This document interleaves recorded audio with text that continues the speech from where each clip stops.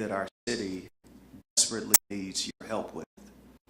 We thank you because this is the day that you have made, so we're going to rejoice and be glad in it. We need your help today as we make progress, and I want to thank you for our mayor for raising up a young man with such a significant heart for our city. Thank you for the McCaskey family. Thank you for Kevin, and now we thank you for all of the people who will benefit by the Bears staying in Chicago. I don't know that you play football, but I am asking you to help us. Help us to win some games. Help us to get a Super Bowl here. Help us to play in the Super Bowl and bring back the 1985 roaring, cheering fans we had for your glory and for our good. And a more serious note, for all the people who will work here, who will thrive here, who will come to experience significant family memories here, we give you glory and thanks. And if I ask you for too little, I pray you do something even bigger than what I just asked you for. In your precious name, let the church say amen.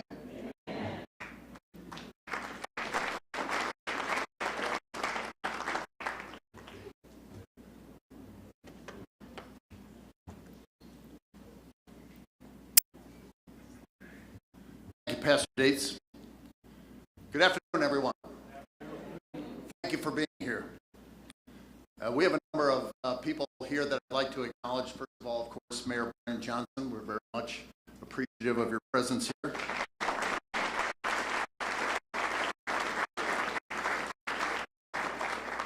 Chicago Alderman Walter Burnett, Mike Rodriguez, Pat Powell, Tim Knudsen, Lamont Robinson,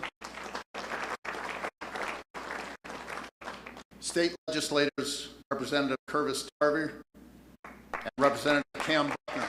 Thank you for being here. A few of the great-great-grandchildren of George Hallis are here today. And I want to extend our best wishes to Katie Nagel and her family. Katie is the heart and soul of the Bears. The Bears have been proud to call Chicago home for more than 100 years.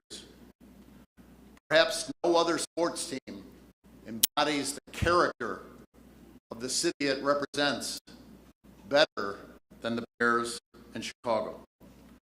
Our founder, George Hallis, emphasized the importance of being a champion for Chicago.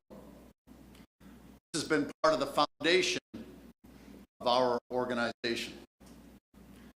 That is why we are excited to invest in the greatest city in the world through a stadium project and site improvements that will benefit Chicagoans and visitors. We hired Kevin Warren a little more than a year ago as our president and CEO because of his proven track record of handling complex situations and finding winning solutions. He began by listening and building relationships with our football people, our staff, Bears fans, elected officials, key stakeholders in our stadium search. Kevin's approach led to success at U.S. Bank Stadium in Minneapolis.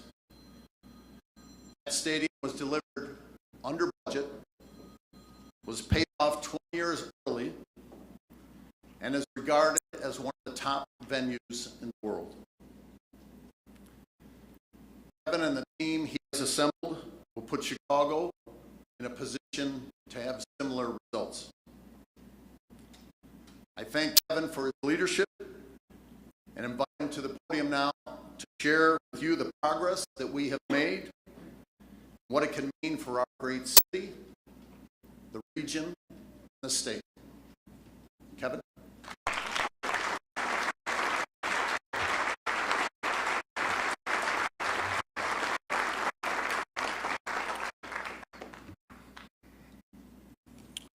Good afternoon, everyone. George, thank you very much. I'd like to also just thank the entire Caskey family who've made the time to be here today. I appreciate you all. I love you, and I'm grateful for the opportunity to lead this franchise. We're here today. This is an incredibly special day for the Chicago Bears, for the city of Chicago, for the state of Illinois, for our players, for our coaches, for our staff members, for the alumni, and for our incredible Chicago Bear fans. Today is about progress. And one of the things that I'm most excited about today is the fact that this shows that in this city, we have the intellectual capabilities, we have the heart, we have the passion, we have the foresight, we have the wisdom, we have the vision to do big things. It takes individuals in this room, ownership, leadership, elected officials, to dream big, to know what this city needs at this point in time. This is not an easy project, but Chicago doesn't like it easy. We like to do the difficult things. We like to do the things that resonate with people for generations to come. It's time for us to do something special together. You'll hear a detailed presentation today, and there will be many people, whether you're here today or watching online or listening on the radio or reading the newspapers, that may have questions. We expect that, but we embrace that. But I'm confident the individuals in this room, in this city, our ownership, our elected officials, Mayor Johnson, individuals at the Chicago Bears, that we can come together to show the future generations that people can work together, that we can be collaborative, that we can figure things out together, that we can create win-win-win situations. So that's why I'm excited today. And as George mentioned, I started at the Bears on April 17th of last year. It has been the most enjoyable professional year of my life. The only disappointment I have is that it went so quickly. I've loved every single moment of it. I look out in the crowd, there's so many faces that a year ago I didn't know. I'd heard about you, I had read about you, but didn't know you. And there are a couple elements that really articulate what Chicago is about. Food is the best in the world. This museum campus is the most attractive footprint in the world. We have a beautiful lake you can swim in. We have beaches, the architecture of downtown. All of those different things are what make Chicago special. But the most important element about Chicago that makes Chicago special are the people. And I've been fortunate to meet some incredible people during my last year with the Bears, and I've lived here since 2019, so for the last 5 years. They've changed my life. They've changed the life of my family. They've welcomed me into their family. And I really understand the passion of the Chicago Bears. When I was interviewing for this job, I bought tickets online. I parked in the parking lot. And I walked into this stadium. It was a very, very breezy day here as we were playing the Eagles. And one of the things that resonated with me was the passion of the fans. They love the Bears. So I'm going to set forth a challenge. We need to decide who we are and where we want to go together. Who we are and where we want to go together. And I am confident, after you see the presentation today, after we continue to communicate with you, answer all of your questions, that you will recognize that we are the organization that George Hallis dreamt that we would become. Hardworking, honorable, with integrity, transparent, forward-thinking, wise, but most of all, collaborative. So as we walk through today, that I will look forward to answering questions at the end, and I look forward to working together with you for us to figure this out together, and for us to operate like Chicago operates, together. So with that, at this point in time, I would like to invite my favorite mayor, Mayor Brandon Johnson, the mayor of Chicago, to the podium to say a few words. Thank you, and let's have a great day.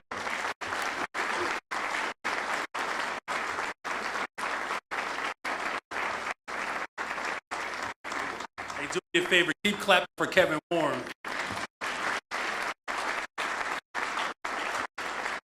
You know, you have something pretty special. I don't know if you've had a chance to witness a Bears game with Kevin Warren. There's this incredible display of the incredible food that he talks about in Chicago.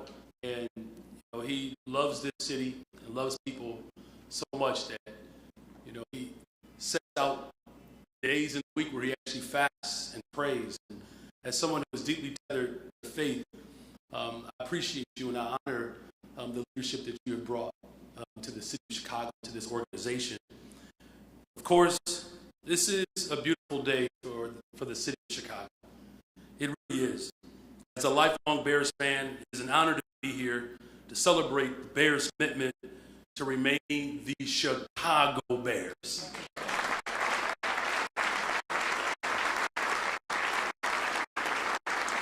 I really want to thank the McCaskey family, you know, and the entire Bears organization for betting on Chicago and announcing one of the largest private investments in our city's history. I also want to thank the members of my administration who have worked collaboratively with the Bears over the past several months to center Chicago and Chicagoans in the plans that are being announced today. My team upheld my clear criteria. For any new development project at the lakefront, we required real private investment, real public use, and real economic participation for the entire city. Today's announcement delivers on all three. The Bears are a historic franchise, we all know. The incredible legends, Dick Buckets and Mike Victor, Walter Payton, Mike Singletary, Brian Urlacher, and Devin Hester. All of these individuals have thrilled Chicagoans for generations now. And like many of us that are in this room today, this is a very personal day for us. Because the Bears, they're our team. And many of us grew up Super Bowl shuffle, pretending to be the monsters of the Midway, and raising a family. I can tell you this, you know, Kevin, your leadership is important because my oldest son, and no pressure, Chicago Bears, but he has seen a Cubs World Series, a black president, and his father become the city of Chicago. We're going to see a Super Bowl in the city of Chicago, and it's going to be our team playing.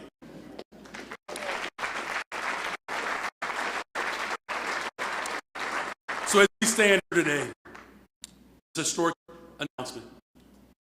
It is worth remembering how different things were just a year ago, though.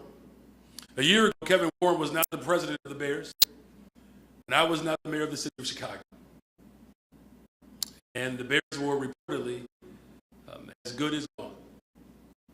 In fact, I think I was the only mayoral candidate who expressed willingness to even try to keep them in Chicago. And now here it is a year later. Kevin is the president of the Bears, I'm the mayor of the city of Chicago, and the Bears are committed to staying in Chicago.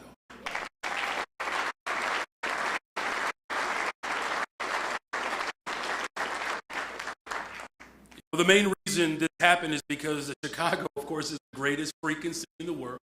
Everybody knows that. But it's also the Bears understood the endless opportunities in what Chicago really offers. But another reason we're here celebrating today. It's not just about football and government. It does start with the personnel.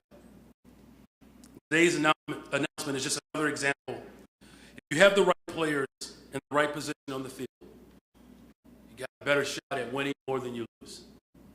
And today, ladies and gentlemen, it's truly a win for the entire city of Chicago.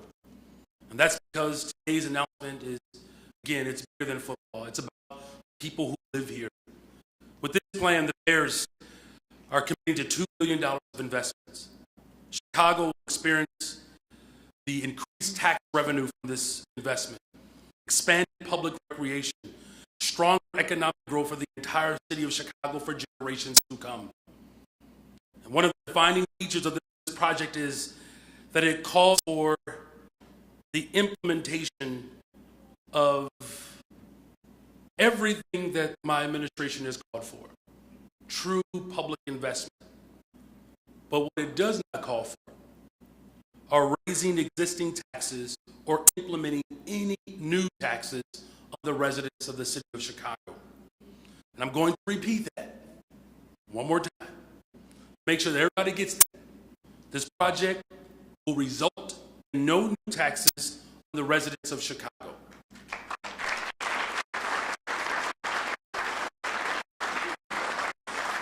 In fact, this project actually puts Chicagoans to work.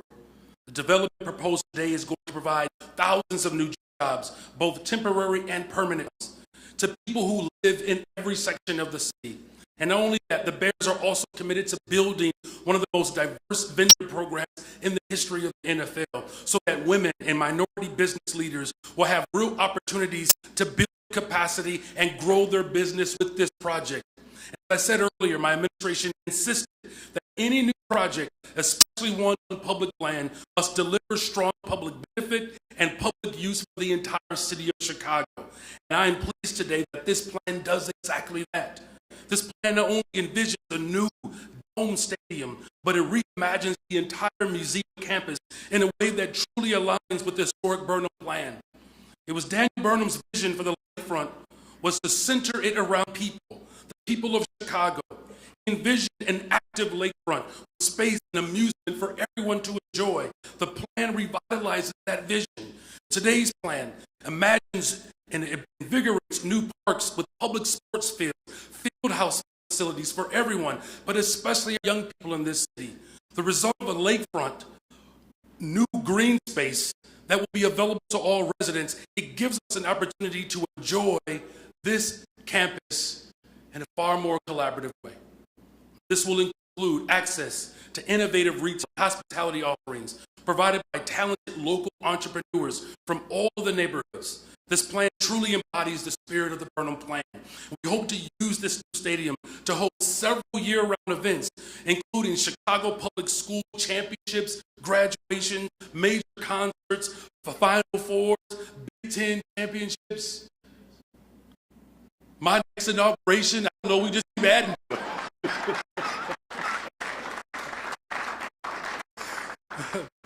All of these year-round attractions, the city of Chicago will generate significant new revenue that will support my commitment to invest in people to build better, stronger, safer Chicago. And that means more revenue for mental health clinics, youth jobs, housing, investments in our community violence interrupters. Simply put, this is going to reinvigorate the entire city of Chicago.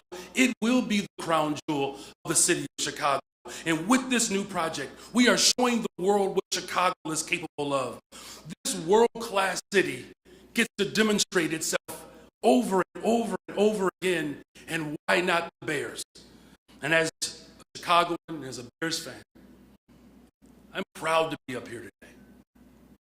President Kevin Warren, the entire Bears organization, thank you for believing in Chicago. Thank you for believing in my administration. Thank you all for being a part of this amazing endeavor. God bless you all, and God bless the greatest freaking city in the world, city of Chicago.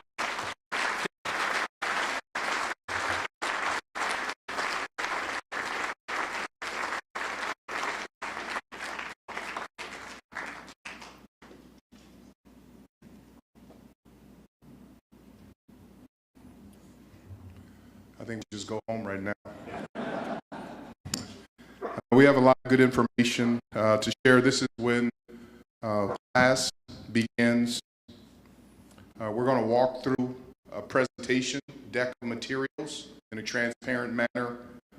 But before we do that, we have a little video that our staff put together that I hope you enjoy.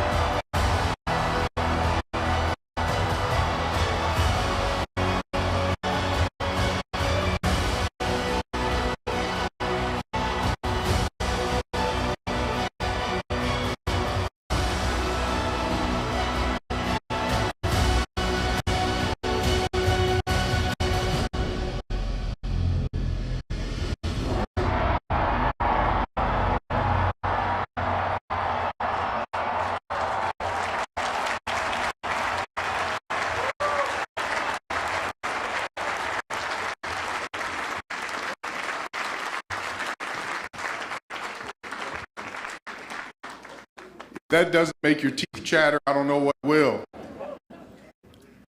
Wow. So we want to walk through some slides. As the mayor mentioned, this vision started over 90 years ago with Daniel Burnham. And this was done during the World's Fair, Chicago's century of progress. He was a visionary. He laid out the infrastructure and the information for us. We need to carry his vision forward. You saw this on the video. Similar to what Daniel Burnham had designed, integrating the museum campus, as the mayor alluded to, open space for our children to be able to play. Their schools here in Chicago don't have a school to play high school games on. That should not be the case. So this is the vision here to integrate this campus. We have the best museums in the country. We have the most beautiful lakefront. We have the most vivid downtown architectural design. And this affords us the opportunity to be able to bring this all together in the greatest city on the planet.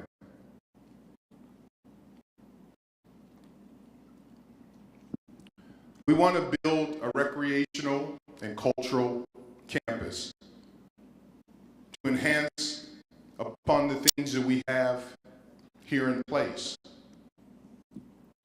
We view young students being able to study here in the park, take the classrooms out of the classroom, out of the museums, and bring it into the open area and take it back into the museums and back into the classrooms. We have an opportunity here to build a year-round place where this city can come together for athletics, for entertainment, for recreation, for concerts, really integrate this area. Here's another shot looking south.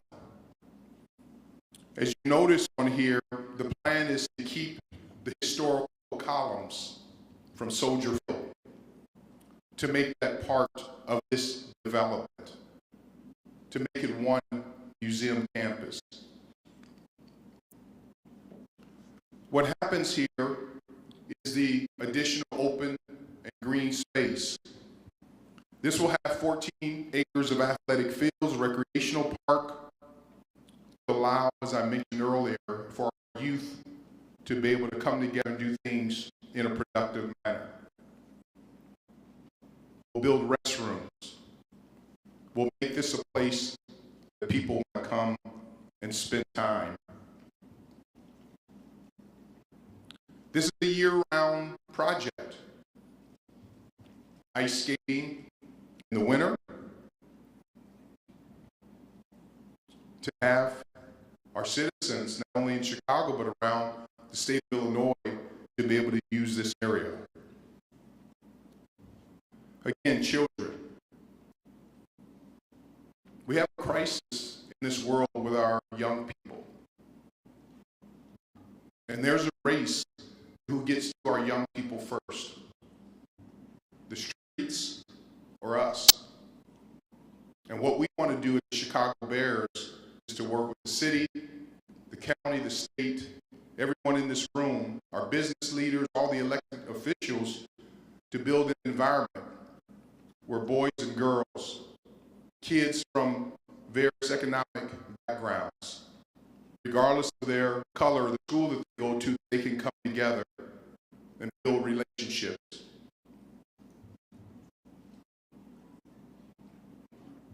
This open green space, we've done studies, we want to do it, and we will do it in an ecological, sensitive manner, to not take away from the beautiful beaches and lakefront that we have.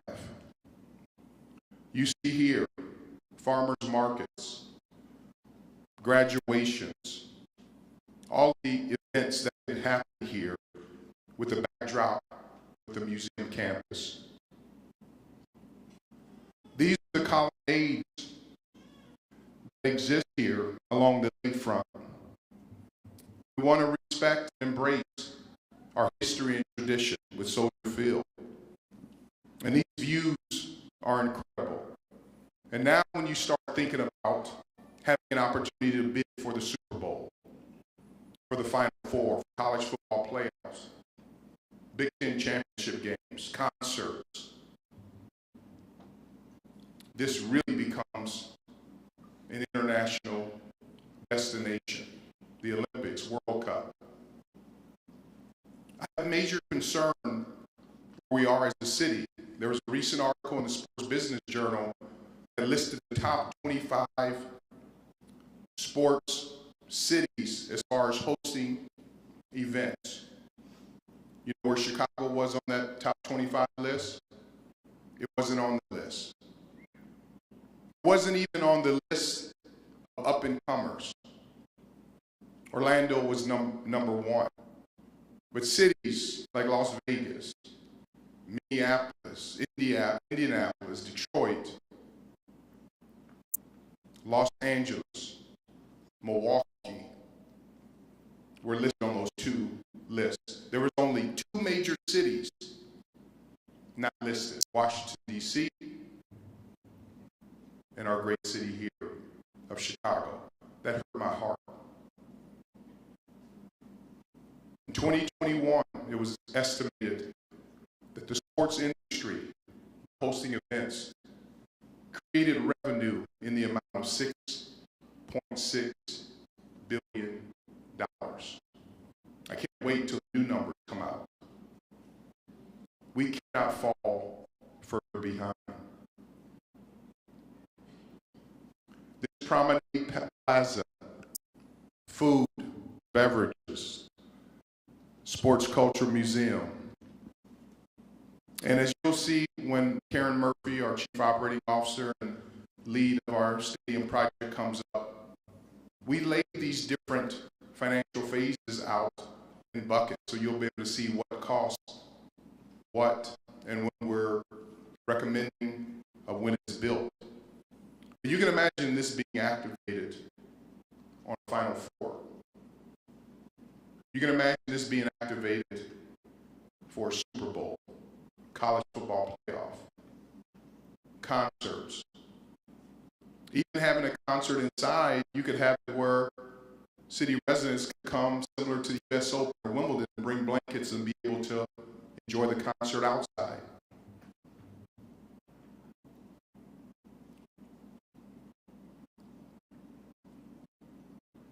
One of the reasons why we strongly believe that the museum campus is the best location is that we've been in this area for 100 years. Our proposal is just to move it a little bit south of where we currently sit now and carry on the tradition. We're here.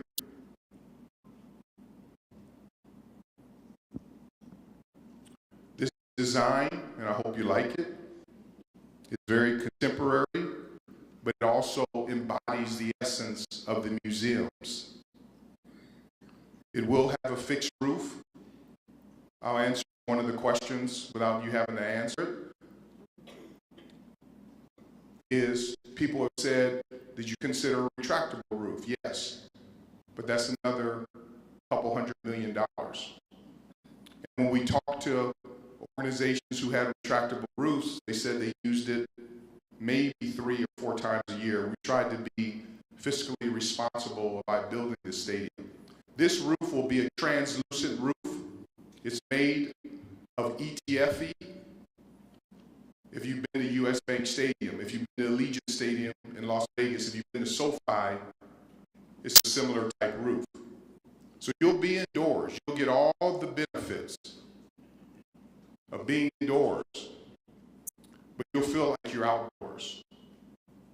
That you may have to wear sunglasses.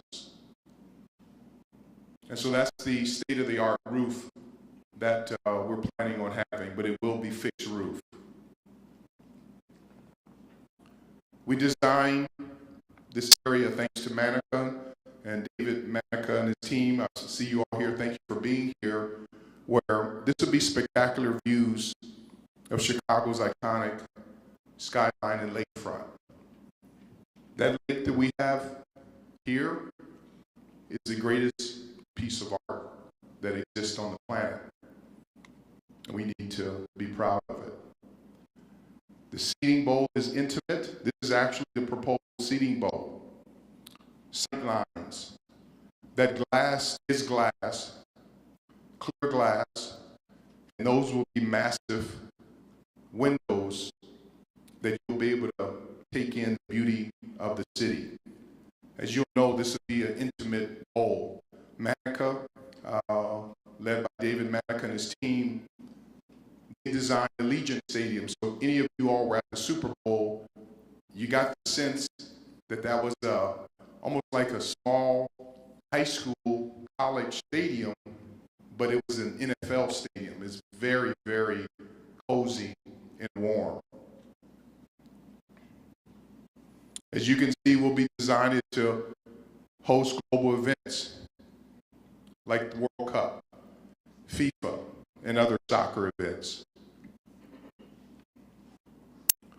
The layout will be able to have concerts. Many of you went to Taylor Swift. You saw what that did for our city. Many of you went to Beyonce. You saw what that did to our city. I was at the second night of the Beyonce concert, and if it had rained 15 more minutes, there would have been no concert. And what we're starting to recognize is that there are many entertainers who would look toward coming to our new stadium to be able to do an in-house residency. Instead of coming for 2 days, they may come for 20 days. But there's so much we can do here from a concert standpoint. And then this shows just local to medium to small community events that can take place inside. Our state high school football championship games should be played in our new stadium. We need to honor our young people. Final Four. Women's Final Four now has become as popular as the men's Final Four. We should be able to get both of those events here. Final Four would sit about 77,000 seats here in our new stadium. Super Bowl. How many people would love to come to a Super Bowl in Chicago? Everyone.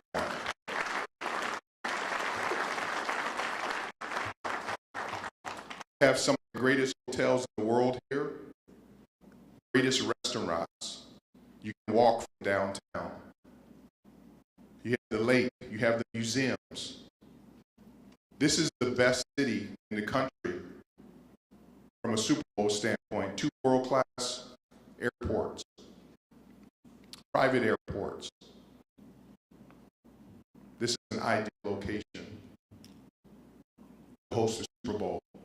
When I think about it, to think that Chicago and all that it stands for, all the world championships here, that we've never hosted a Super Bowl and we've never hosted a Final Four.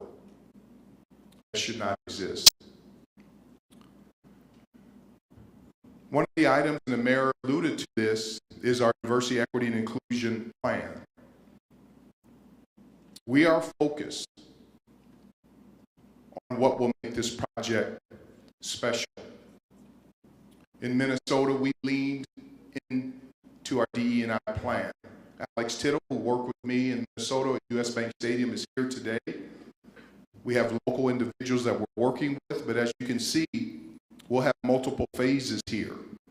We want to start this early, this process of making sure that women-owned business, minority-owned business, people of color are given an opportunity before the project even starts to be able to build their businesses in a manner so this can have a multi-generational impact.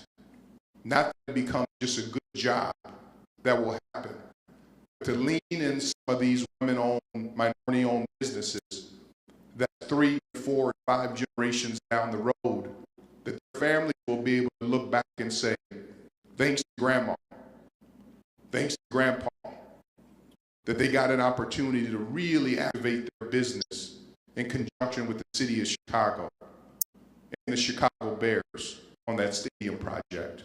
So we'll have different phases.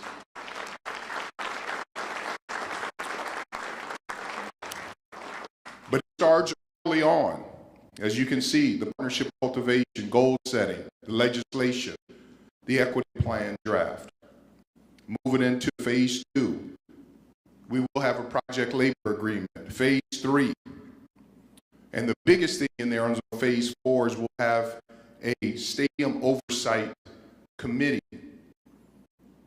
of Chicagoans who can make sure that we keep each and every one of us accountable. Key partnerships from city and state government, community-based entities. We have some of the greatest workforce development and business associations here in the city. And you know a lot of them. They're here. In Minnesota, we had to go and really activate a lot of those organizations. Here they exist. They're ready to work. They're talented. And speaking of work, because I'm a real estate nerd at heart, I love real estate. One of my first summer jobs was working concrete for a real estate company and a construction company.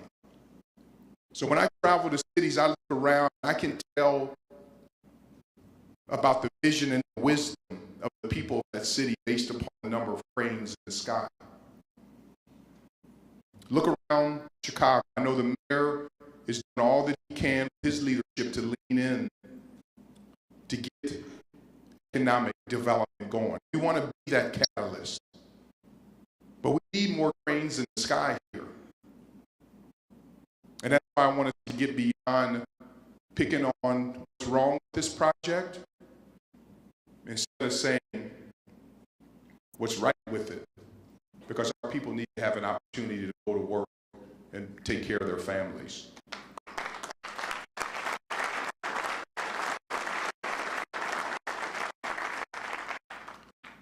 So with this, again, this is another shot of the museum campus.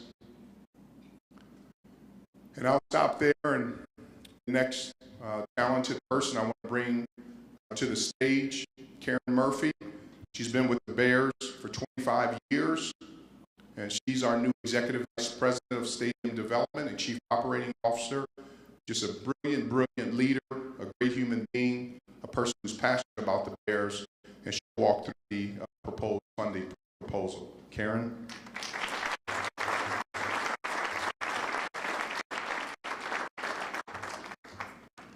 Thank you, Kevin, and good afternoon.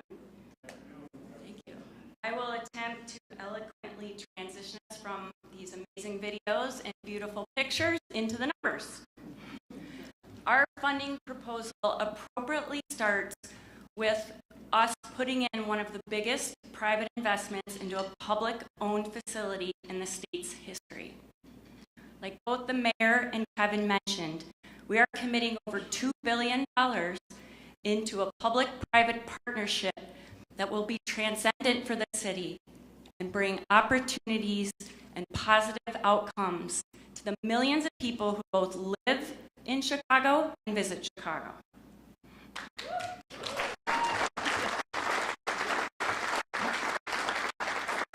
Okay, I'm going to start with the sources and uses of funds on the stadium itself. So what does the stadium cost? What is the budget? And how are we proposing to pay for it? Our all-in stadium budget is $3.2 billion. We're targeting a stadium cost of $2.75 billion.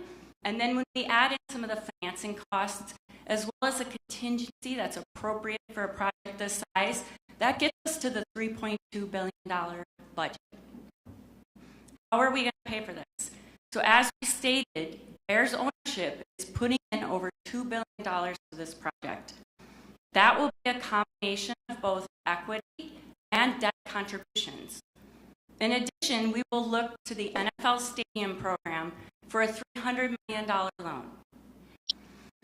If you add up the numbers, that leaves us with a $900 million funding gap. We will be looking to the ISFA program and their bonding mechanism to fill this gap. I'll get into the details of that on the next slide. This private investment puts us at over 70% of the total project cost, one of the largest private investments into an NFL stadium in NFL history.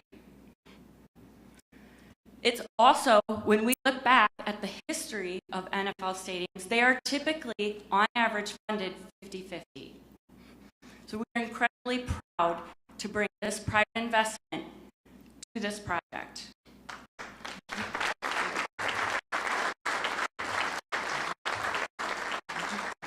I also want to point out that now is the time to act. There is a significant cost to waiting. Soldier Field is the oldest stadium in the NFL. It will be 100 years old this season. Our renovation is now 20 years old, and the cost to maintain this building gets more and more expensive each year. Every year we wait, due to the cost of inflation, to start this project, that funding gap, that's $900 million now, will go up over $150 million.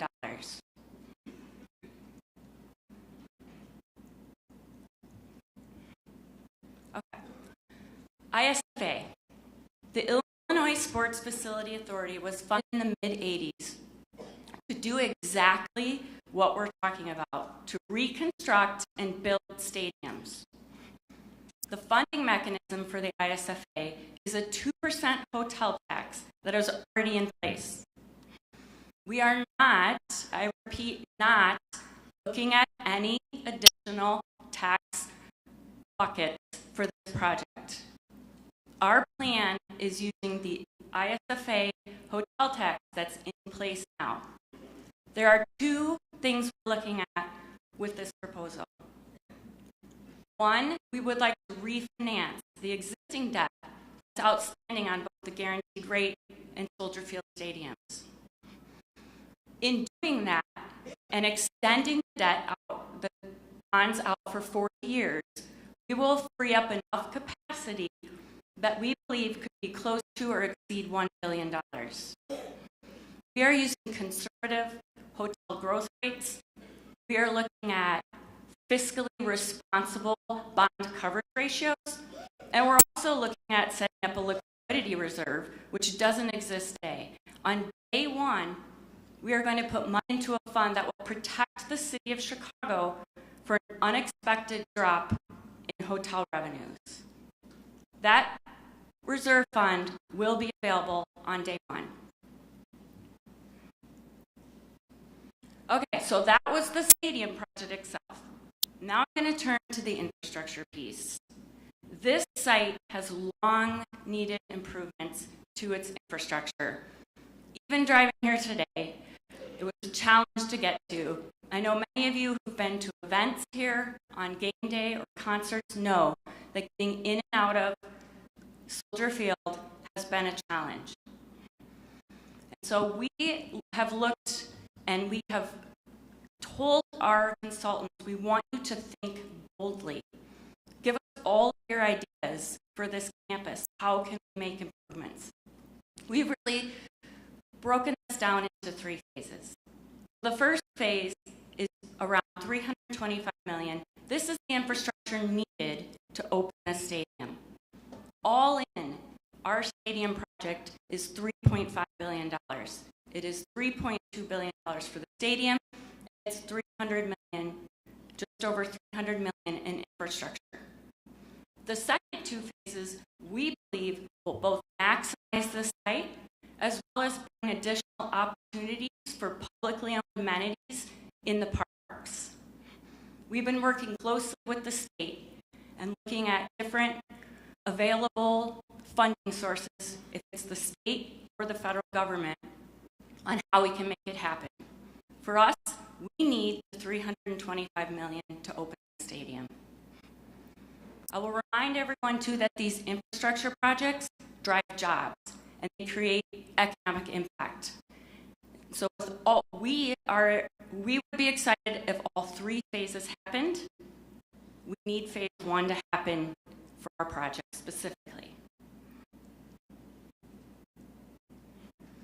I'm going to focus on traffic for a minute because, again, like I've said, it is a bit of a challenge getting to Soldier Field. And these traffic improvements are a subset of what I presented on the 3 phases. Our first phase is looking at different interchanges, different roadway improvements, better ramps. We're looking at the 19th Street interchange. So right now it's 18th Street. We would have to move that slightly south. That would become 19th Street. We're also looking at bringing a whole new way to get on our campus from the south through Lakeside East, being able to tie that in to the south parking lot. We're also looking at whether it makes sense to double deck the south parking lot to create additional parking spaces on the campus that would be replaced by the new stadium, which sits on the existing Waldron deck. This second phase looks to the north of the stadium. There's two pieces here. We've looked at, can we remove the parking, can we remove the light that's on Sabo Lakeshore Drive at McFetridge and create a better intersection and grade separate McFetridge between auto and pedestrian traffic. This will improve the safety, and if you have been there on event days, know that this is a bottleneck at McFetridge Drive where both auto and pedestrian traffic cross. If both of these phases are done, this would be a 50% increase in lane capacity to the site, as well as a 20-minute reduction in exit times from our parking ramps and 1,200 less hours daily for commuters on Sabo Lakeshore Drive. Economic impact. This is something that both the mayor and Kevin hit on. Our project has the ability to put people to work and spur economic growth. We hired an outside consultant, an independent consultant, to come in and help us understand what could be the impact of this project on the city, on the region, and on the state of Illinois. We've broken this into two pieces. One is, what is the impact of the construction project itself? We are talking about creating over 43,000 construction job years. This project is one of the largest building projects in our region's history.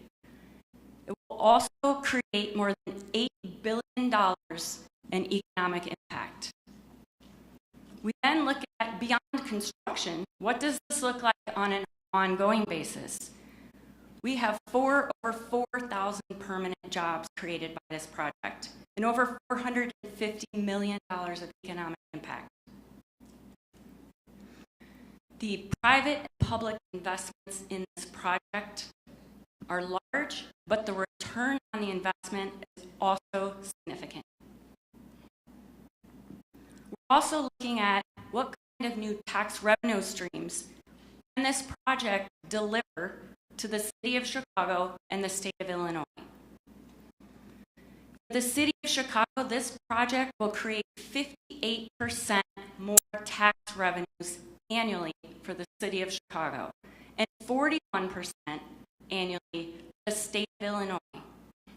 If we look at the tax benefits of both the construction and the ongoing activities over a 3-year period, we're talking about over $1.3 billion in economic impact to the city, state, and region.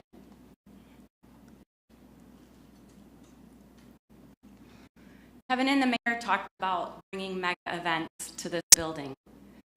Chicago continually gets passed over for these incredible events. They bring significant financial impact. If we look at Arizona, over $1.3 billion of economic impact when that Super Bowl visited their state. Vegas just released that their hotel tax rates were up over 250%. These events, Super Bowl, the Final Four, college football playoffs, World Cups, they bring significant financial impact to this city and state. But there's another piece to it. They put Chicago on the global stage.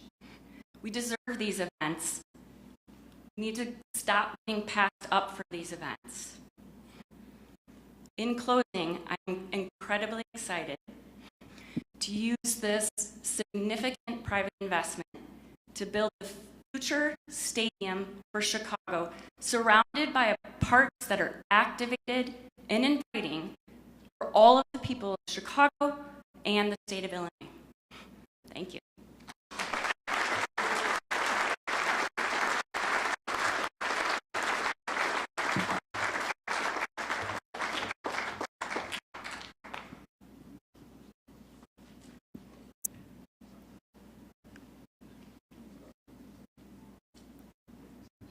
We'll open the floor up for questions. After we have Charles Smith, who's the chair of the Chicago World Business Chicago. Please come up, Charles.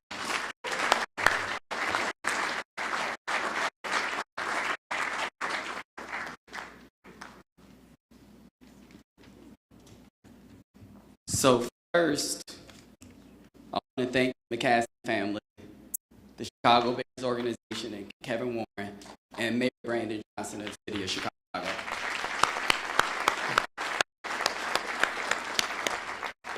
My name is Charles Smith, and I have the pleasure, under Mayor Johnson's leadership, to be the Vice Chair of World Business Chicago, which is the city's public-private economic development agency.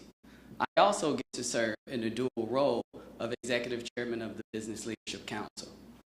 And as I sit here or stand here, I can't help but think about my glorious Pee Wee football days. And I heard that the Bears have a #1 draft pick. So Kevin, you know how to reach me. Anyway, all jokes aside though, this is a big day for the city of Chicago and our dynamic business community. Chicago is the best place in the world to do business. Economic development serves as the engine driving our cities toward a promising future. And when executed thoughtfully, it has the potential to extend opportunity to every corner of our city. In my time working with the Chicago Bears, I've seen their deep commitment to supporting Chicagoland. This is evident in their extensive partnerships spanning youth organizations, schools, local charities, and much more. And this idea is reflected in their visionary proposal to privately invest in our public space, spearheading a development that's sorely needed that will put Illinois to work and also Chicago residents to work, and offer a new public amenity for all. Growing up on the west side of Chicago, I understand the critical importance of developments of this size and how to actively engage diverse businesses. At World Business Chicago, we talk about this theme of a circular economy, where both large international and national businesses get an opportunity to participate in our economy in addition to small businesses here at home. In this proposal, the Bears have made a plan to just do that. Very thoughtful consideration for hiring a diverse workforce to bring a new stadium and surrounding campus to life. Of course, this new influx of construction jobs is great for our city, but I think it's important to note the broader spectrum of opportunities this project presents, especially for our professional service businesses. As you should be aware of, mega developments like this require different teams, everything from architects, insurance brokers, public accountants, professionals, and more. Chicago boasts some of the best in the world in these industries. I'd be remiss not to mention understanding how significant the museum campus is to our city, as I currently serve on the Shedd Aquarium board. The Bears proposal would make the area more open and accessible, bringing more visitors to the area to enjoy the lakefront and our world-class museums. I personally mark my summers by how many walks that I take throughout our city. And what I think is I'm eager to stroll along the lakefront, Soldier Field's historic colonnades, before visiting some dolphins. Shout out to the beluga whales. The business community is looking forward to working alongside the Bears to turn this transformative vision into a reality. Thank you for having me today. And bear down.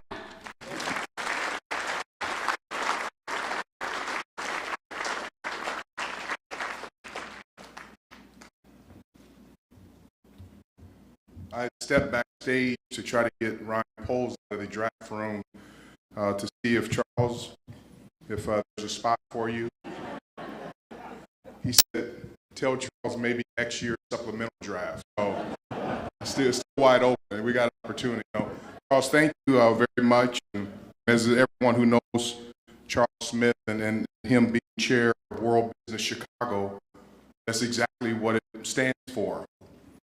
That we look at Chicago through a worldwide landscape, which is critically important. So Charles, we appreciate your honesty, your integrity, your love and support of having a great vision for this incredible city. So thank you very much.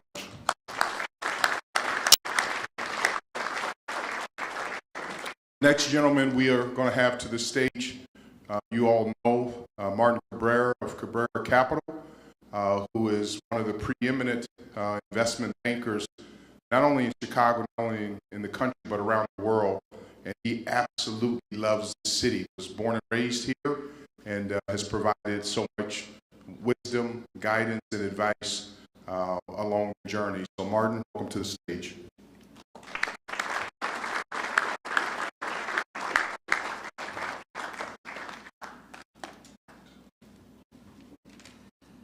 Good afternoon, everyone. It is an exciting day today. I want to thank the McCaskey family, Kevin Warren, Karen Murray, as well as Mayor Johnson, for allowing me to share the stage. And as a lifelong Bears fan, and as a kid growing up in Little Village and playing at Petrowski Park and at Marquette Park as well, I always pretended that I was Walter Payton, running around stiff-arming people along the way. I was running with the football. So it is amazing to see what is being planned for our great city and how we can reimagine the whole museum campus. So I'm here because this event is all about positive things that are happening in our great city. And you may hear sometimes about the Chicago that has been presented on our city and how distressed we are and how we're wrestling with significant obstacles. And working in the capital markets and real estate industry, I know that it isn't the story of our city. We have a great story to tell. And instead, I see us more like a phoenix, rising from the ashes. And with many of our neighborhoods in the process of transformative development. Or I can put it even in football terms. So you may view kind of us as the underdog, and I'm pretty sure we're going to win a Super Bowl.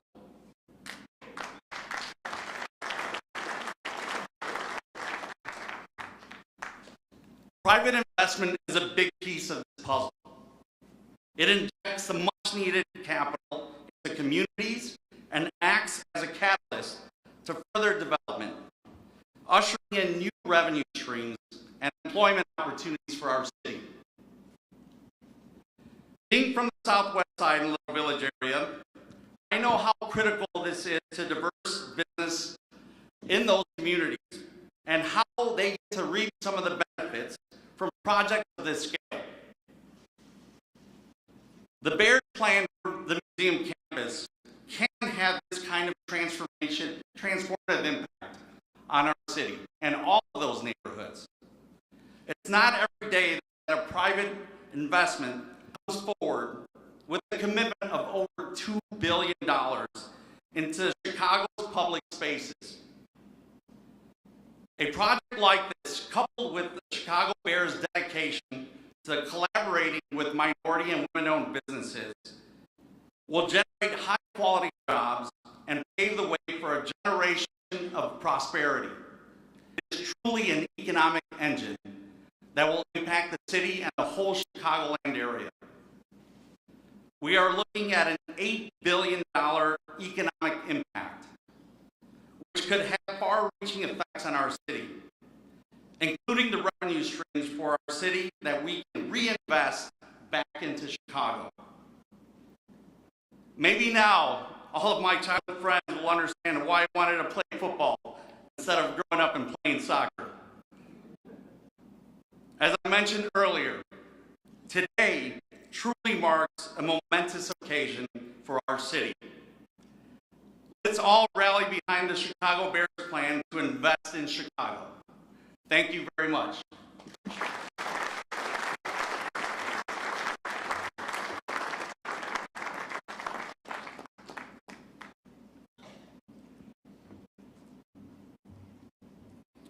And our final speaker for today, before we open it up to questions and answers, is Dory McWhorter, who is the CEO of the YMCA. Dory, please come to the stage. Thank you.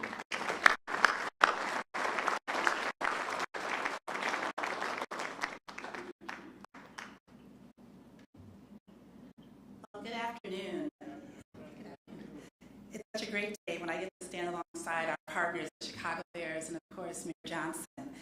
So having worked closely with the team for many years, I've witnessed firsthand the Bears' unwavering commitment to our local community, especially our youth. So as Kevin mentioned, for the last few years, the Y has hosted a mini Monsters clinic with the team. We missed you out there. So beyond running football drills, these clinics serve as platforms for fun and for participants to build invaluable life skills and learn healthy habits. And I actually don't know if you've been to the Irving Park YMCA, but we have a space called the Bears Den, which used to serve as the Bears' off-season training headquarters in the 1960s and the 70s. So we've replaced the equipment since then, but we have a lot of cool memorabilia, and we actually still have a lot of wood paneling on the walls too. So when I first learned about the Bears' proposal for museum campus for our city, I was immediately impressed because I see similarities between their plan and the goals of YMCA. The Y is dedicated to ensuring that individuals from all walks of life have a space to gather for community and well-being. At the Y, we recognize that the power of play can totally transform an entire city. And we consider ourselves one of Chicago's largest playgrounds because we offer so many opportunities for individuals and families to play and grow. So the Chicago Bears' new stadium proposal is so much more than a sports facility. In fact, it actually may give us a run for our money as another one of Chicago's largest playgrounds. The surrounding grounds will have 20% more open and green space than currently exists on the museum campus. This means that Chicagoans from across the city will have a new space to gather by the lake, as well as play lots and athletic fields that they can use as they wish. At the Y, we work with you from Roseland to Saginaw, from Austin to Chicago Lawn. All of these kids deserve a place to come play sports or just hang out and be kids. The stadium itself will also be a public amenity where our city can come together to host large community events year-round. I believe that this project can be a win-win-win for our city, our families, and our youth. So together, let's embrace the vision of vibrant, inclusive community space. We're excited to work together with the Bears, Mayor Johnson, and all of our partners to make this development a reality.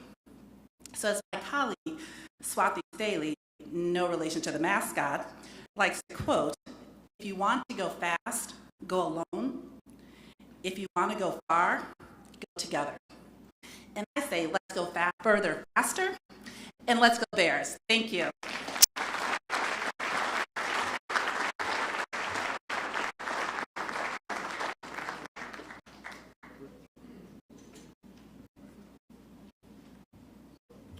Okay, we'll open up the floor to questions for anyone you want to ask a question of. Isabel Meller, Capital Facts. So Bears have outlined a $1.5 billion in capital needs. Is there a specific plan or a general idea for this? How will this be funded? I didn't hear the last part. Oh, is there a general idea on how this will be funded? Yes, as Karen talked about, I think the biggest thing for us to keep in mind, and that's why we broke it down from a phase standpoint, and phase 1 and phase 2 and phase 3, which is critically important to make sure that we follow that.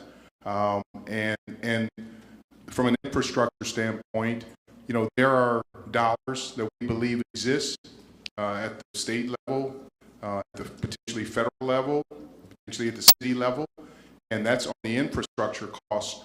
On the costs in regards to actual stadium, you know, Karen made it clear what we're looking for is $900 million from ISFA. ISFA, even looking at the website, they were designed to fund stadiums, and all we're asking is for ISFA to be able to do what they were put in place to do, and that's why the mayor was able to say we're not talking about any new increase in taxes. But I would actually ask Jill Jaworski, who's the CFO of the city, come forward, and also Karen to give a little bit more specificity from a financial standpoint regarding your question.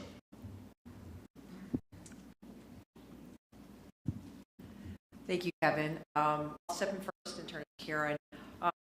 You know, one of the things that was described by the Bears Care plan is that they're going to have a phased approach to the infrastructure. Much of the core infrastructure that's going to be needed at first is transportation. It's things like moving the road, because the stadium is going to have a larger footprint than the current existing walking parking deck. There's substantial infrastructure funding that comes from the federal government, gets remitted to the states, and becomes available for projects around the state. We will be working with the state to pursue those funds for the work that's going to be needed. One of the other big aspects that we've been thinking about is that with all this green space, this is really an improvement as far as stormwater and other environmental impacts. There's significant federal funding available for green infrastructure, part of the IRA. So we will be looking at pursuing those as well. I'll just add that we will continue to work closely with both the city and the state on the options that are available. And this infrastructure plan would span across at least 5 years. So that's why we have it phased. There would be some of it, like we talked about, that would be needed to open the stadium.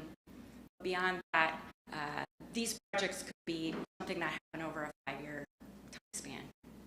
Just to follow up, is there any more specifics on where the money for the capital improvement costs will come from the state? Have you been giving guidance to the state? Yeah, we really look to the city to work with the state on that and what programs are available.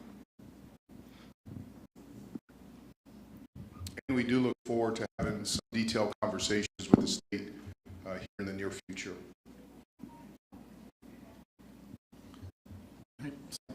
Justin Lawrence from Crane Chicago Business. I think this is for Jill and Karen.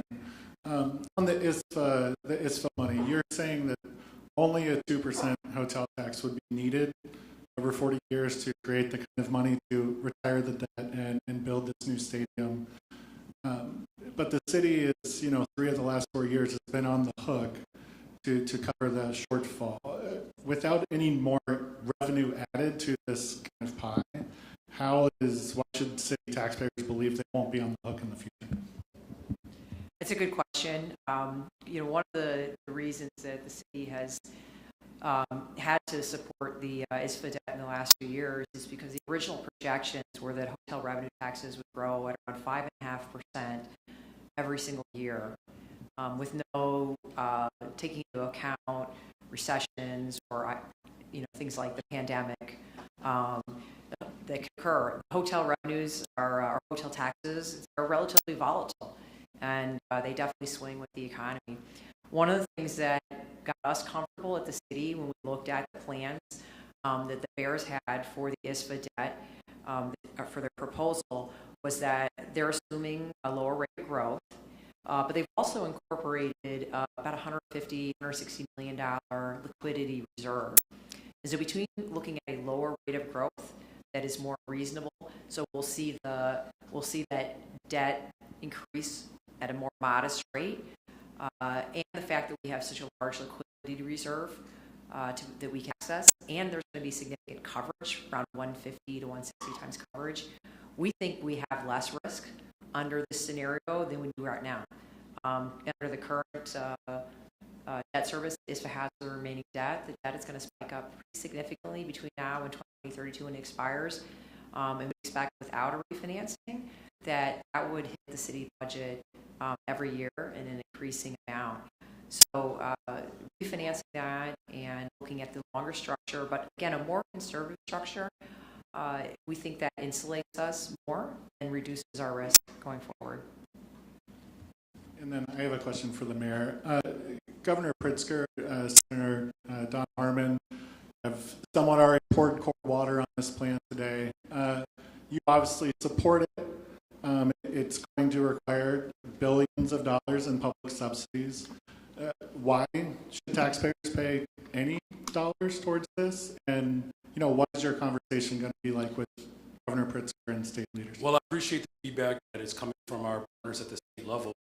And what I've said from the very beginning is that an investment like this requires real skin in the game from ownership, which we've done that, a commitment to public use, which we've done that, as well as an overall commitment to building a better, stronger, safer Chicago. This is about investing in the thousands of jobs that will manifest as a result of this investment.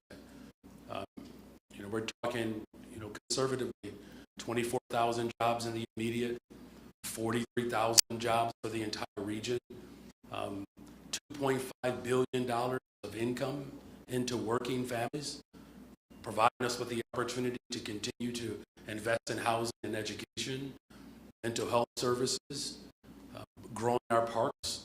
The fact that we have a very sizable footprint now of 14 more acres of just athletic fields. I mean, this is a real opportunity to create real revenue by doing what works, which is putting people to work. Thank you.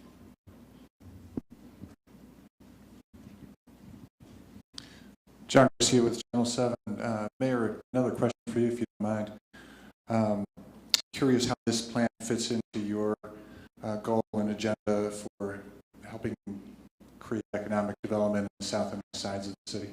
Yeah, thank you for that question. Again, just the construction jobs alone that will grow as a result of this investment. The part that I'm actually really grateful for the McCaskey family, the leadership under Kevin Warren, we're talking about real participation for women-owned businesses and minority-owned businesses. This is very much aligned in line with my vision for a better, stronger, safer Chicago, because it invests in people, it invests in households. Again, we're talking conservatively, $2.5 billion of income for working people in Chicago, $3.5 billion of income for people who are in the Chicagoland region. I think this commitment from the Bears not only shows this commitment for the city of Chicago, but it sends a nice little shout out to the suburbs as well. Naima Latif, On Air Daily News. This is an infrastructure question, but also possibly for the mayor.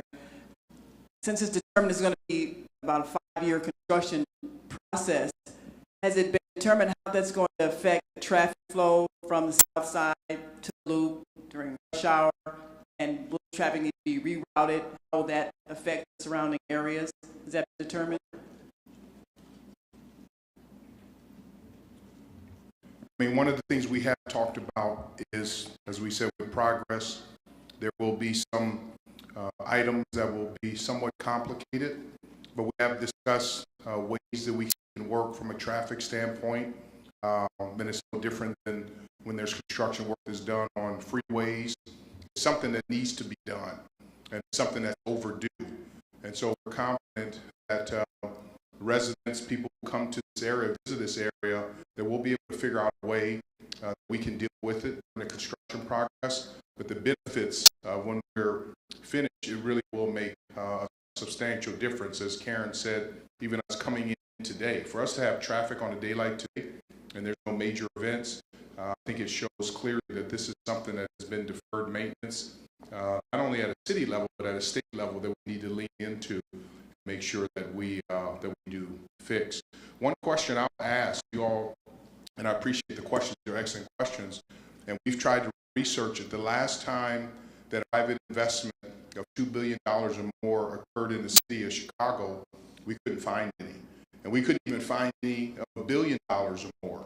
So I just want to make sure that we take heed to the fact to have a private investment of over $2 billion is not only unique, but it's something that we need to make sure that we leverage and take advantage of. Hi, this question is for Mayor Johnson. Hi, Mayor. The city's lakefront protection ordinance prohibits private development east of Lakeshore Drive. Why is it appropriate for this stadium to be built on land that was set aside by Daniel Burnham as forever open, free, and clear? Yeah, so 20% more open space that will be available for the people of Chicago. This is very much aligned with Daniel Burnham's vision for the lakefront. Again, creating the open space, better access to the museums, providing better traffic flow in and out, creating jobs, making opportunities for our young people. That vision that I have for the city of Chicago is very much tethered to Burnham. And I'm fully confident that it works within the confines of the ordinance.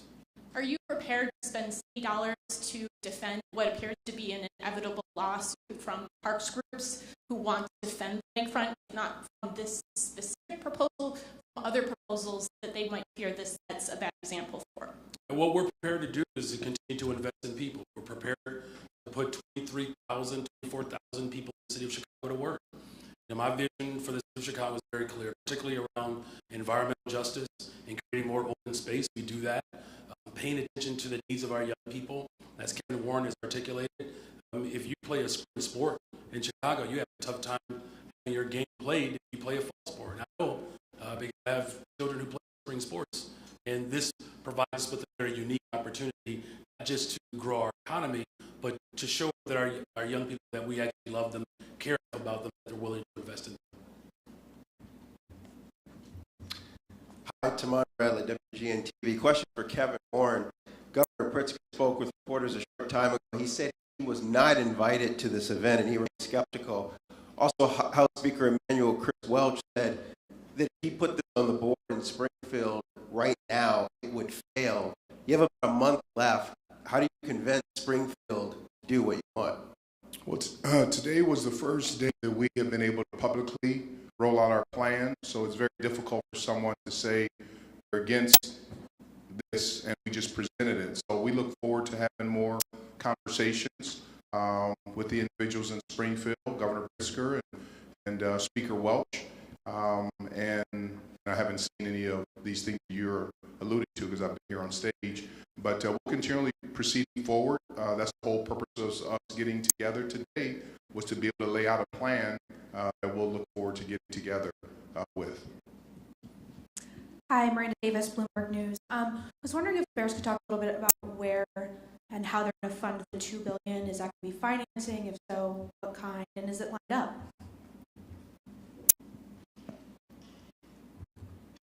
Yes, as I walked through that $2 billion from the Bears piece is a combination of equity and debt, and we will work with the banks to determine what that right mix is. But yes, it will be Bears, the ownership of the Bears, contributions to the project. A question for Kevin. Kevin, is your plan for the Bears to continue to play at Soldier Field for the entirety of the construction process, or would a temporary transitional home field be needed for part of it?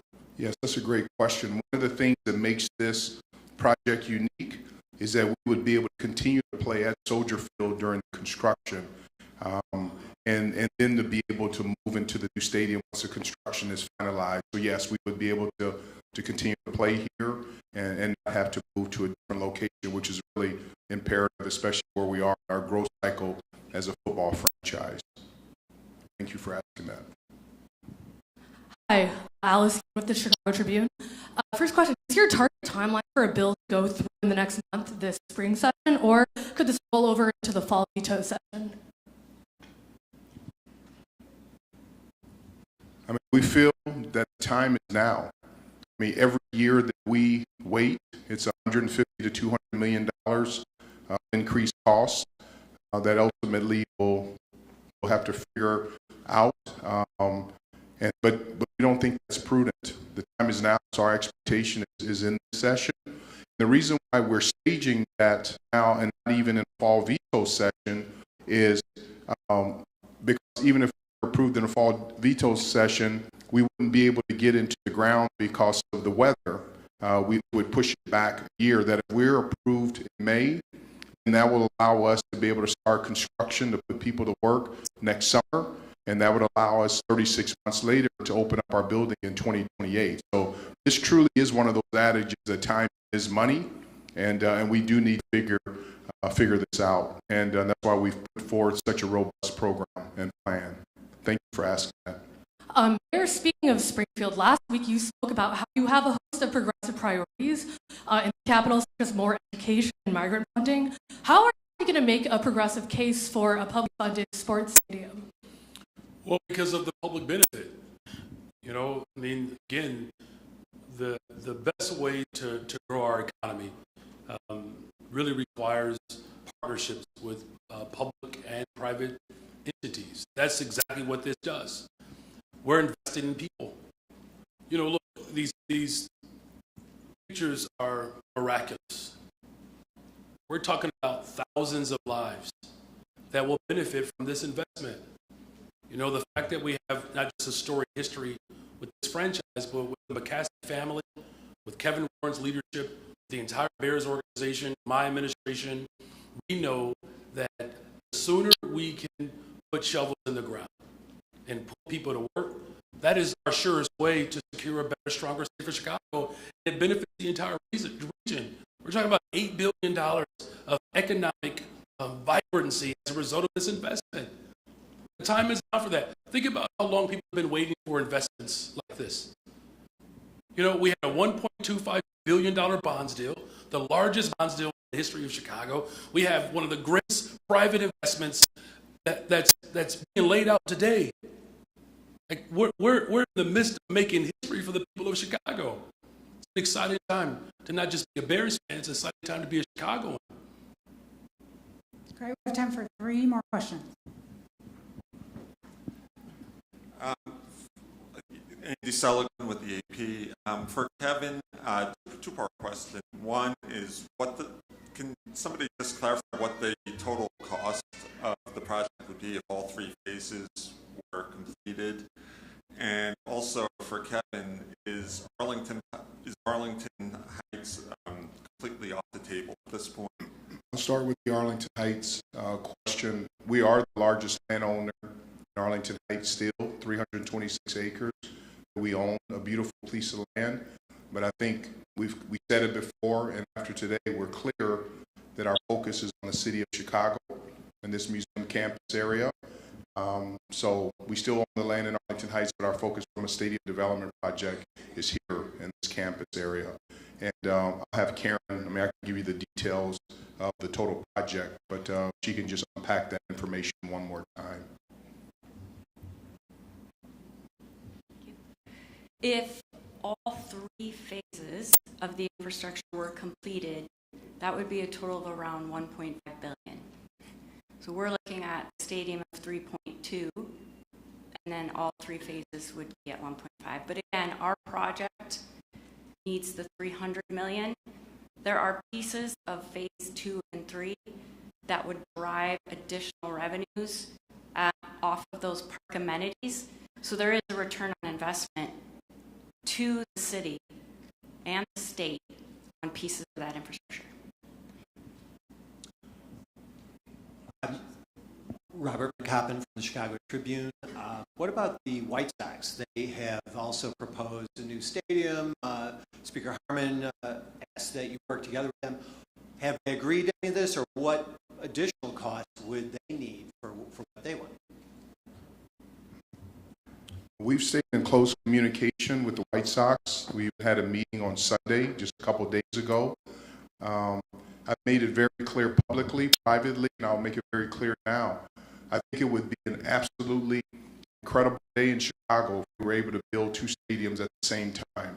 One, the economic benefit, the increase in tax base, the number of jobs, and also the staging of workers. We could have people working on 2 different jobs. As I said in my opening remarks, we got to decide who we want to be as a city. We have an opportunity to build 2 world-class stadiums. We'd be all for it. We've stayed in close communication with them. I don't know the specifics of their plan, but I look forward to the day that we can continually stay in close communication. And I would be absolutely ecstatic if both of us were able to build our stadiums here at the same time. Just to be clear, your proposal doesn't include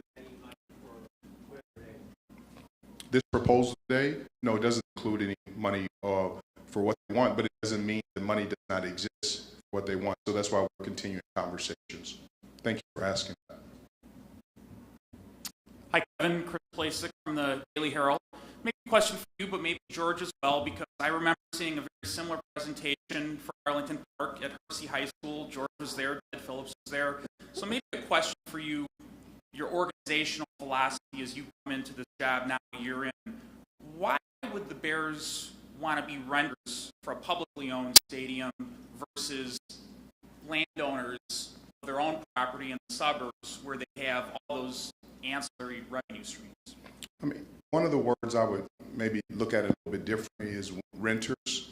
I feel strongly about the power, the substance of a public-private partnership. And I believe in Mayor Johnson. I believe in his staff. I believe in his vision. I believe in this city. And so I don't look at it as being a renter.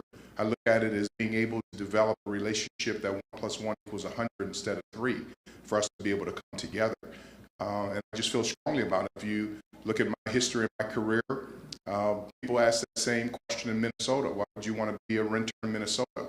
And as George opened up with in his comments, it's turned out still rated the best stadium in the National Football League almost 8 years later. It's turned out to be a win-win-win situation in Minnesota. We paid off the debt 23 years early. And so it's just one of those ones I don't ever want to say, trust me. It's one of those ones that we don't look at it in a derogatory manner, quote unquote, being a renter. We look at it as being a good partner with each other, and that's why we're here today. All right, last question. Mr. Warren, Mitch Armit from the Sun Times. The team has had a sometimes tortured relationship with the city when it comes to its lease agreements with the park districts. What sort of terms would you be looking for from the city? And I'm also curious why the Michael Reese Hospital site didn't work for you. Yeah, thank you for asking that question. The terms we'd be looking for is terms that you would do with a partner. We just want to be fair with each other. And I'm confident with Mayor Johnson and the leadership at the city of Chicago. They're fair people, they're talented business people, and we would be able to work out fair terms, and because that's the only way that a public-private partnership truly is able to thrive is by being fair with each other. I'm glad you asked the question about Michael Reese property. When we started going down this road, when we had difficulty getting the tax situation squared in Arlington Heights, our team looked at 10 to 12 sites here in Chicago. Michael Reese obviously being one of them. I was passionate about Michael Reese site. One, because the history and the tradition with Brownsville and all the different things that it brings to the table. The difficulty about that site, it is very narrow. From an NFL stadium footprint standpoint, it's difficulty, it doesn't work. It's too narrow. The other thing is that it would require this to be built over an active railroad and train lines. There are certain rules and requirements that the majority of sports leagues, especially the National Football League, has in regards to building active stadiums over active trains lines, especially with a certain kind of 100-foot perimeter. So there's multiple items. It's a great piece of property. It's in a great area. It has incredibly historical significance. But just from a football standpoint, and for us to be able to deliver on the promises that we're making to the city of Chicago, hosting Final Fours and Super Bowls and college football playoffs and concerts, it would be incredibly challenging at this point in time to make that work. In addition to the fact that we understand that the marshalling yards that exist right now would have to be relocated in some other location. But thank you for asking that question.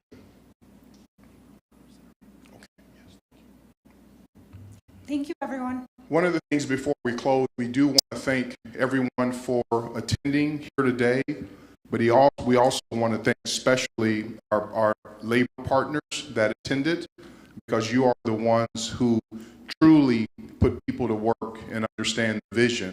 So thank you for your time. These 48 hours are exciting today, and tomorrow with the NFL draft, us having the number 1 pick and the number 9 pick.